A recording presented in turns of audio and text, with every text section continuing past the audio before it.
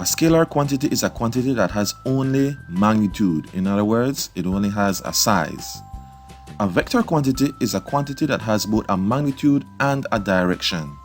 It is very important to remember that for vector quantities, the direction matters. Examples of scalar quantities include length, speed, temperature, and power. Vector quantities include displacement, acceleration, momentum, and force. Forces can be categorized into two types, contact and non-contact. For contact forces to work, the objects in play have to touch each other. For non-contact forces to work, the objects do not have to actually touch each other. That is possible, but it is not a requirement. Some examples of contact forces are applied force, when you actually take one object and push or pull it with another object. A spring force, a drag force, such as the air.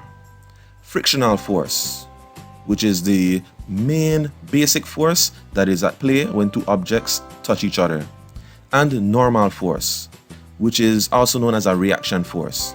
Anytime one object moves against another object, there is a normal or reaction force. It is the reason why sometimes if you sit down too fast, it hurts your butt, because your butt exerts a force on the chair, and in return, the chair exerts a normal reaction force on your butt. Some examples of non-contact forces are the magnetic force, electric force, gravitational force. All those forces do not need for the objects to be in contact with each other for them to work. Those can even be subcategorized as attractive and repelling and attractive only. Can you tell which one is attractive only?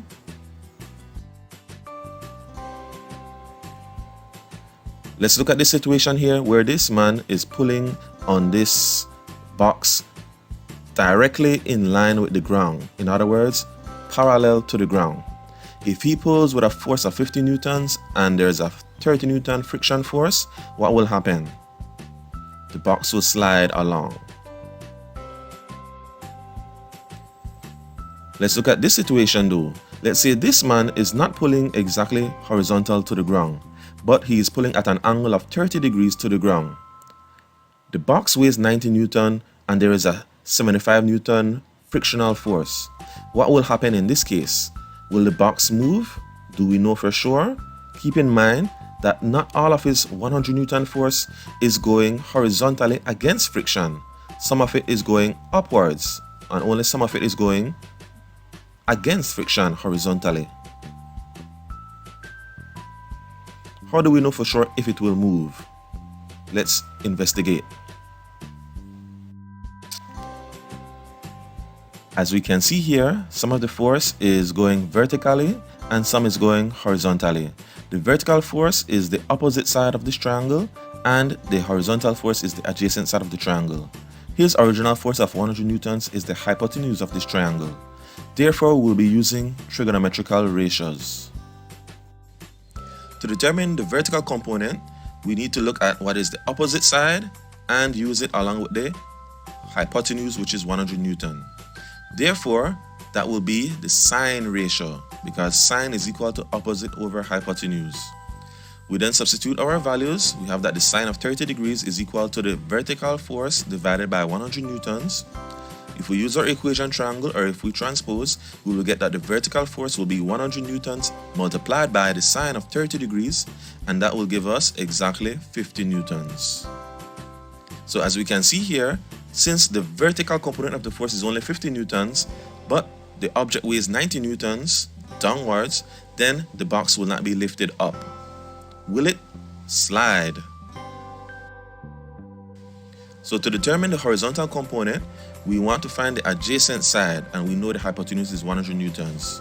So adjacent and hypotenuse is cosine. We substitute our values and then we rearrange. 100 newtons multiplied by the cosine of 30 degrees to the nearest whole number will give us 87 newtons. So horizontally, there is a component of 87 newtons. Since that is greater than the 75 newtons, then the object will slide towards the gentleman. In summary, Forces can be classified as either contact or non-contact, and we use trig ratios to determine the horizontal and vertical components of a force.